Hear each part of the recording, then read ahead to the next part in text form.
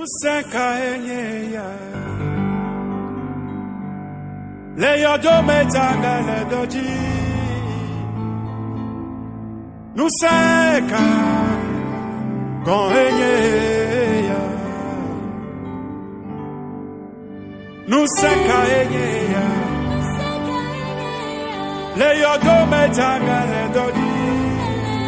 Alléluia. Amen. Je salue tous nos téléspectateurs et nos téléspectatrices qui nous suivent à travers cette chaîne. Comment allez-vous? Que la paix de Dieu soit avec vous. Cette chaîne au travers de laquelle vous suivez le message de Dieu s'appelle Trône de l'Éternel TV aux Nations. Trône de l'Éternel TV aux Nations. Et notre mission est la révélation du sens de l'évangile aux nations. Le passage duquel nous allons tirer le thème se trouve dans le livre de Jérémie chapitre 33 au verset 3. Que je demanderai à mon interprète de nous lire exactement. Jérémie 33 verset 3. Invoque-moi et je te répondrai. Je t'annoncerai de grandes choses. Des choses cachées que tu ne connais pas. Nous prions. Notre Seigneur, notre Créateur, domine-nous. Fais-nous obéir à ta voix. Au nom de Jésus. Amen. Amen. Notre thème est intitulé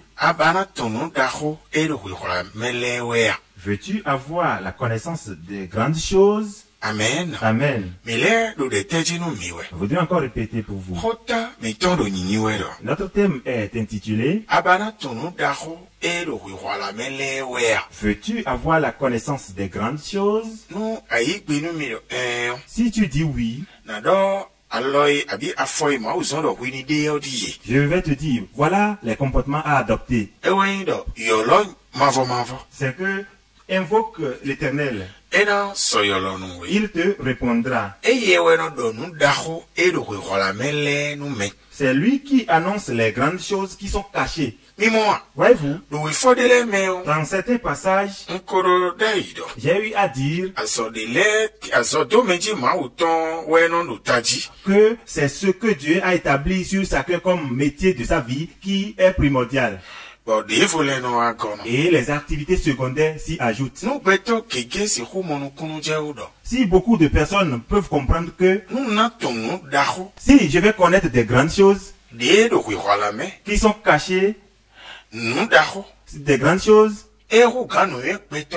qui dépassent la connaissance humaine, l'Éternel qui est grand, et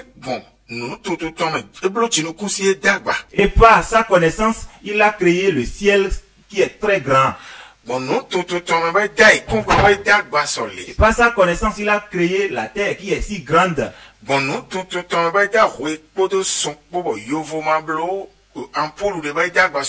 Et par sa connaissance aussi, il a créé la lune et le soleil. Et le blanc n'a créé aucune ampoule qui est plus grande que ces deux-là. Normalement,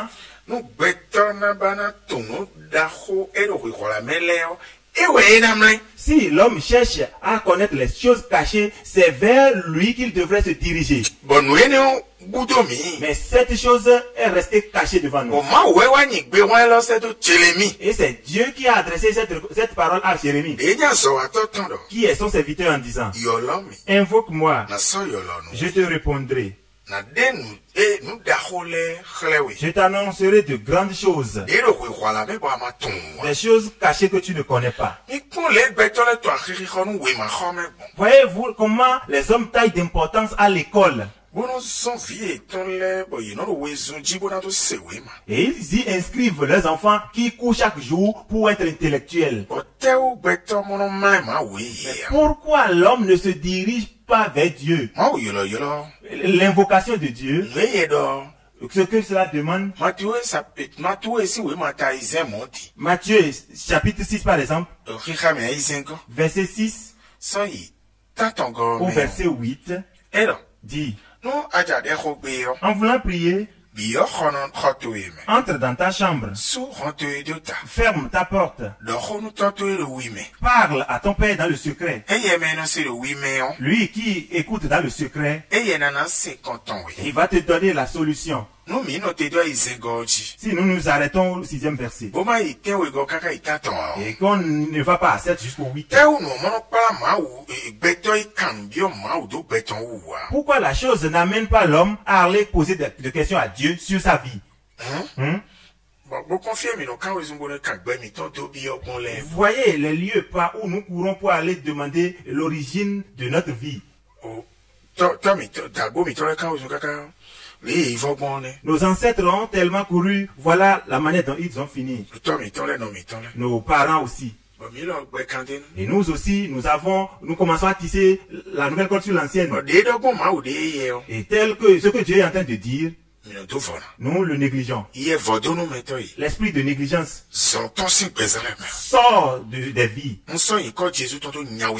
Avec le nom de Jésus, je te chasse des vies. Je prends le nom de Jésus pour te chasser des vies. Amen. Amen. Bye bye. Bye bye. Nous le yodo metanga le dodi.